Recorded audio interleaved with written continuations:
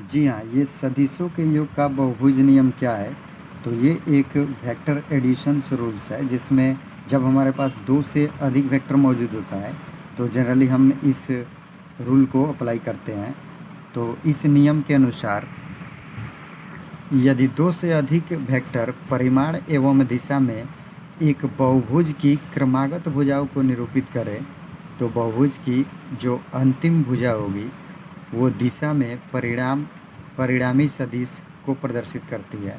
अर्थात यदि हमारे पास दो से अधिक वेक्टर मौजूद हो, जैसे कि हम यहाँ पे मान लेते हैं हमारे पास दो से अधिक वेक्टर मौजूद हो जो एक पॉलीगन के रूप में हो, जैसे अगर हम यहाँ पे दिखा दें एक पॉलीगन बनाते हैं कुछ इस प्रकार।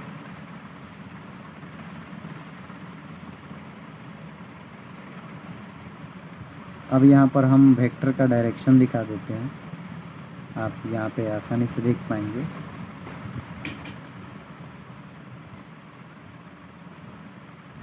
A B C D E, हम यहाँ पे वेक्टर का नाम दे देते हैं, ए vector, B vector, C vector, D vector, और इस वेक्टर को नाम दे देते हैं आर वेक्टर। जी हाँ, आइए समझते हैं कि ये सदिशों के योग का बहुभुज नियम क्या है। तो अगर हमारे पास दो से अधिक वेक्टर मौजूद हो, ए से बी तक जिसका वेक्टर का नाम ए वेक्टर, और बी से सी तक बी वेक्टर, सी से डी तक सी वेक्टर, और डी से ई तक डी वेक्टर, तो हम यहाँ पे देखेंगे तो ए से बी और बी से सी और सी से डी से ई तक जो वेक्टर का डायरेक्शन है वो एक ही डायरेक्शन में है और ये किसी बहुभुज की क्रमागत भुजाओं को रिप्रेजेंट कर रहा है। तो जो इसका अंतिम भुजा होगा, इस पॉलीगन का जो अंतिम भुजा होगा, जो यहाँ से ए से ई तक दिख रहा है, ये इन अन्य वेक्टरों के डायरेक्शन के विपरीत डायरेक्शन में होता है और ये वेक्टर इन सभी वेक्टरों का रिजल्टेंट वेक्टर कहलाता है, जिसे हम रिजल्टेंट वेक्टर के फॉर्म में इस प्रकार लिख पाएंगे कि अगर रिजल्टेंट वेक्टर आर है तो इसको हम लिखेंगे A vector plus B vector plus C vector plus D vector. तो ये हमारा हो गया पॉलीगन रूल। आइए हम ये देखते हैं कि इसे कैसे प्रूव कर सकते हैं और प्रूव करने के लिए हमें क्या करना होगा। तो प्रूव करने के लिए सबसे पहले हम इस पॉलीगन में कुछ रचना करेंगे। तो रचना करने के लिए हम इस पॉइंट ए पॉइंट से सी पॉइंट को मिला दिए और इसका डायरेक्शन कुछ ऐसे दिखा दिया, और पुनः ए पॉइंट से हम डी पॉइंट को दिखाएंगे जो कुछ इस प्रकार होगा और इसकी भी दिशा हम ऐसे दिखा देंगे।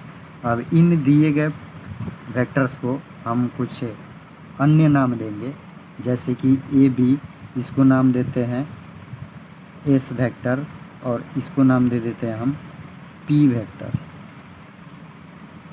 अब यहाँ से हम ट्रायंगल लॉ अप्लाई करेंगे। तो प्रूफ के लिए सबसे पहले हम ट्रायंगल ए बी सी में देखेंगे, त्रिभुज ए बी सी में। तो त्रिभुज के नियमानुसार अगर किसी त्रिभुज में दो क्रमागत भुजाओं को अगर दो वेक्टर रिप्रेजेंट कर रहा हो जिसकी दिशा एक हो, तो इसके विपरीत डायरेक्शन में जो वेक्टर होता है वो इन दोनों वेक्टरों का रिजल्टेंट वेक्टर कहलाता है। जैसे कि इस त्रिभुज में हम लिखेंगे यहाँ से S vector is equal to A vector plus B vector.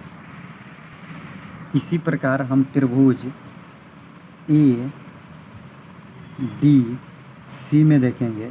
फिर यहाँ पे त्रिभुज ए डी सी में हम अप्लाई करेंगे ट्रायंगल लॉ। तो यहाँ से हम लिखेंगे P vector is equal to S vector plus C vector.